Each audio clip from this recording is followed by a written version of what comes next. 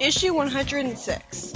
High above Mobius's southern hemisphere, an airship is flying near a mountain on the way to Station Square. Oh, apparently the mountain hiding city actually hides a lost continent beneath it. That's cool. They show up the freedom fighters from the plane, and after some trouble with the flight, they make it into the city. Nicole tells Sally that they're on a direct heading, odd phrasing there, for the Station Square airstrip. Sally says she's in a hurry to complete this mission, and Sonic finally notices how emotionless she's looking, to the point of seeing numb from depression. What took him so long? Rather than Sonic showing some actual communication skills by asking Sally what's wrong, he doesn't, and the plane gets some more confusing flight trouble, which they lampshade. And the airship lands with Sally saying that this could be a sticky diplomatic situation.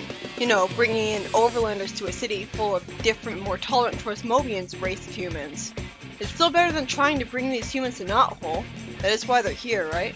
Immediately, the freedom fighters complain about a bright light hurting their eyes, and we cut to a human newscaster saying that there was much commotion in the city as the freedom fighters arrived and met with the president and secretary.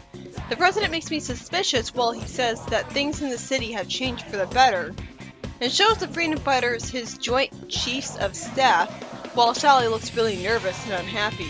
Sally tells the president why the overlanders can't settle in Knothole. It says that there are 70 families of refugees. After someone in the government asks what they're willing to do for them in return for all those refugees, Sonic passionately stands up to them. Offer? Give me a break! You mean you bozos aren't gonna help because it's the right thing to do? It really is a good character moment for him, reminding us how heroic and emotion-led he is. Confusingly, Sally doesn't even try to scold Sonic for being too emotional and keeps her calm, reminding the government about Eggman's plots against the city, including releasing Shadow in order to sabotage their energy supply. Sally then says, making me proud of her for her intelligent plan, should you decide to accept the refugees, our kingdom will turn over all technical information on this individual. The government is shocked, and the president's reaction implies that he might be willing to help, but he'll have to consider it. We cut to Sonic at night playing a guitar while thinking bitterly, I thought these humans were supposed to be our allies. Why did I think they'd help us for free? I like this moment of disappointment from him. Sonic reflects on the fact that he only knew his orders, the king having told him to serve as Sally's bodyguard for this mission, while we're seeing the king trying to get himself to walk again and looking much skinnier than I expected considering his kingly robe he usually wears. So the king was giving orders. This means that Sally is still not really in charge, that instead of being the acting ruler after Elias ran away, it's the king doing all the ordering once again. This is good news for her. Tails then asks Sonic if he wants to check out the video arcade with Rotor. Sonic answers yes in a very snarky way, and we cut to seeing the president looking over a whole bunch of previously recorded footage about Sonic's previous heroism in the city, with that footage somehow managing to have colored anime backgrounds. And the president admits that he has a lot of respect for Sonic's abilities. Unfortunately, they see people in the city need to avoid a laser attack, as I wonder what the point of hiding the city in a mountain with a fake atmosphere is, if the city's able to be infiltrated by enemies so pathetically easily. Why can't there be a security system as the only way in and out? And why can't they just have filled in that whole fake sky that the egg carrier made? I mean, I'm assuming it's not filled in, because that would have explained this. We see Sonic already at sea and ready to fight a dragon, but a Chinese dragon, not the Dulcie kind since they were all roboticized. But it was implied in Dulcie's first appearance that her kind was the only dragons around, that all the dragons were roboticized. So this is clearly a retcon, and one I like. Sally goes to apologize to the president emotionlessly for Sonic's rash behavior, and the president is a reasonable authority figure, having never held it against him at all. Sonic ends up running away from the dragon, and then comes up to the government, one of whom says the humorously ridiculous line, "Do you see, Princess Sally? If we were to take in the refugees, they'd have to live in a city under siege by dragons." Sonic asks if the humans will take in the refugees if he saves them from the dragon. Fortunately, the deal is accepted. I wonder if Sonic would have saved them anyways after their reluctance to help the Overlanders.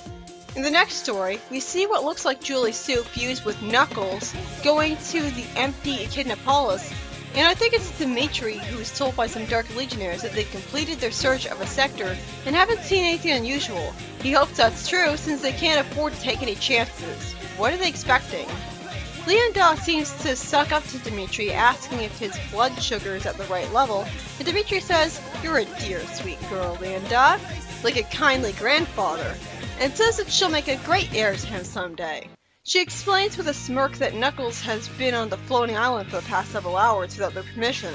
Dimitri is shocked and wonders if it could be Knuckles that the sensors were detecting earlier, and wonders if he's attempting the one thing that could change the equation dramatically, by attempting to reverse the effects of the quantum beam by himself. Why did it take him this long to try this when he's been told he can do literally anything several issues ago? It's basic common sense. We cut back to the weird-looking hodgepodge of Knuckles and Julie Sue, who reveals that it just now realized what happened to the people of Echidna Apollos. And in the middle of a hurricane that's supernatural in origin, she gets given a hand by Constable Remington, who she thinks killed Knuckles. Is she from the future? If so, it must be more like an alternate dimension in the future, and she doesn't realize she went to another dimension instead of time traveling. Because the idea that a regular old Echidna could kill the most powerful guardian in the world that easily is hard to swallow. Well, I guess he could just shoot him, but I don't know if he has guns like that.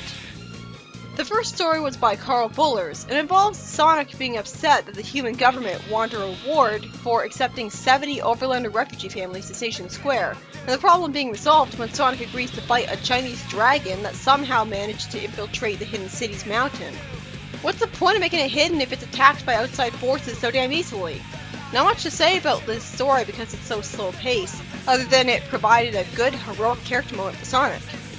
And the second story, by Ken Penders, was greatly reduced in enjoyment by featuring a character that, no shit, when I first saw her, I assumed that Knuckles and Julie Sue had walked into the same teleporter and got telefragged together into this horrible abomination of nature.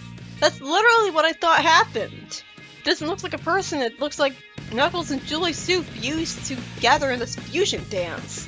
Didn't help that I had already seen what I thought was Knuckles and Dimitri fusing together, when it was really just Knuckles almost being roboticized thanks to changing history. I assume this Frankenstein is their child from the future, or a dimension taking place in the future. But the design is just terrible. Red or pink, just pick one and stick with it. Aside from that purely superficial complaint of a character who's honestly perfectly fine personality-wise, the story is just about Knuckles doing something he should have tried to do the instant he was told he had omnipotence, reverse the effects of the quantum beam. And even then, he's taken a long time to do it here for some reason. Knuckles had agreed to help the Dark Legion in exchange for their helping him just a little while ago, but now he's immediately going off and doing his own thing, with Julie Sue nowhere to be found.